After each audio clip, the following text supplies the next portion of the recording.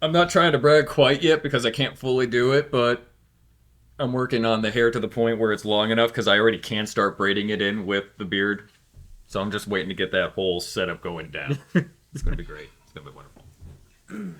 Anyways, on to the third midlife crisis. Hello and welcome to Mead in the USA. I am the Heathen Chips, and this is my associate, Mr. Gray. We're making 10% traditional meads from 50 states. And this mead's honey will come from Be Healthy PAHRUMP Honey from PAHRUMP, Nevada.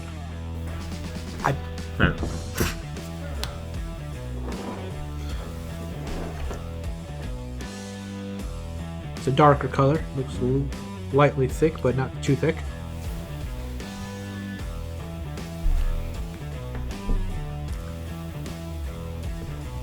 It's kind of like the honey falls on your tongue, and it just kind of floops off a bit. I can see that the flavor was not very distinct on there. Yeah. Where I feel like I get a light, like woodsy, but I can't really say. But that's very light in the background. Desert. But it does, like, the flavor doesn't stick around. It's there. You get the mild sweetness, and it's gone.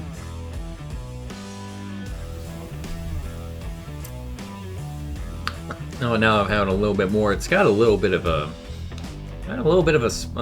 spice underlining to it. It does kind of like, no. I was gonna Very. It's not like quite a spice. I just can't think of another word for it. But it's definitely got a little heat to it. kind of like a lighter version of like the Alaskan like fire flower honey or whatever. I could see that a little bit. It doesn't really hit you until like later on. Yeah. Decent honey flavor all the way through up until you hit like the mid where it starts changing a little bit. So Disappearing. I'm happy enough with it as a general honey. I mean, It's got a very mild sweetness. If you let it sit on your tongue, you get a very faint spice. Yeah. It starts coming through, almost like a pepper. But it melts away like candy. yeah, it's like not noticeable unless you're like until after the fact. Yeah, like And then after I it's just swallowed very it, little. I didn't notice the spice, and it's almost like, to me, like as it sat on my like uvula or something like that, like I feel like a little bit, almost like if you eat something cinnamony or something, that little light burn. that's going Yeah. on. That's a good way to word it. It doesn't taste like cinnamon, but that kind of like that cinnamony like spice burn you get a little bit from something like that. All right. Well, let's see if we get any spice in our mead. Interesting.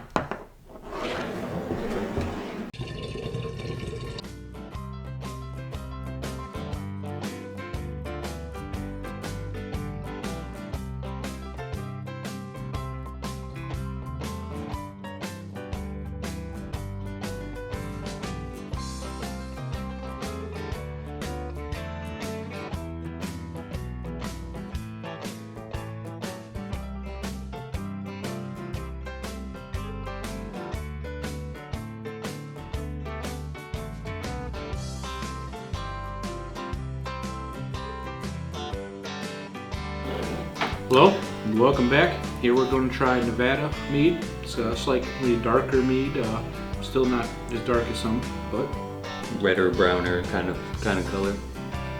smell a little bit of alcohol on it, but a little bit of sweetness as well. Oh, you're gonna taste some of that. Okay.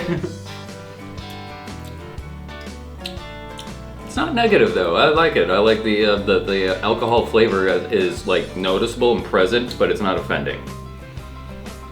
I was expecting from the smell more sweetness, so I'm a little thrown off. Yeah, yeah. It definitely alludes like it's going to have a little bit of a little bit more sweetness to it, but it kind of plateaus in interesting ways. I think I was thrown off a little bit at first because I wasn't expecting it, but as it mellowed out in my as I drank it, yeah, it wasn't bad. I'm trying to figure out what the back flavor to that is because it's definitely the most noticeable part of it. I feel. Yeah. I just can't pin it.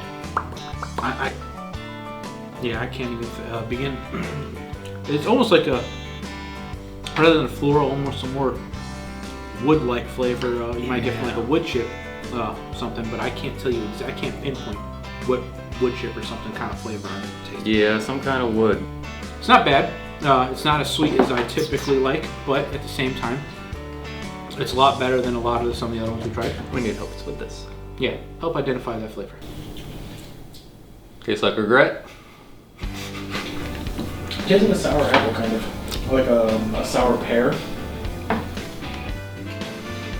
mean, fair enough. There is a good point to that, where just because a company is based off of Nevada doesn't necessarily mean they keep their bees there, and that's something I tried to look into, but that's very limited information. Some people are very open to say, okay, well, during this season we pick up and we move out to, I've seen one from Oregon who moved out to Washington, and then went to another state, and then came back for the tail end of the warm months. But they sell all there. But they were just very vocal. Most people aren't. So It could be cactus fruit. That's what I was thinking. If it's a fruity tree or stuff like that, if it is something like the cactus flowers or something they're getting from, I'm just Cactus, surprised. agave, just how dark that is, though. I wonder what would. I mean, I wouldn't suspect that those flowers and pollens would come off so dark like that. I mean, it could be.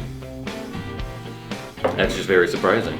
Well, I'm not going to say I love it. I'm not going to say that I hate it. It could be a passable mead, yeah, and then no. Some parts of it are a little bit more overpowering, but the flavor on it is not bad.